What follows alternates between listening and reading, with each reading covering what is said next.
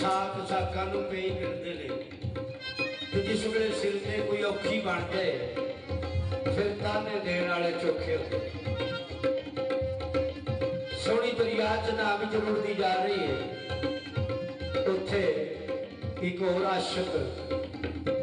आ जाती है, वो सोहनी नाल गल करदी सच्ची तसी उड़ दबदिया थला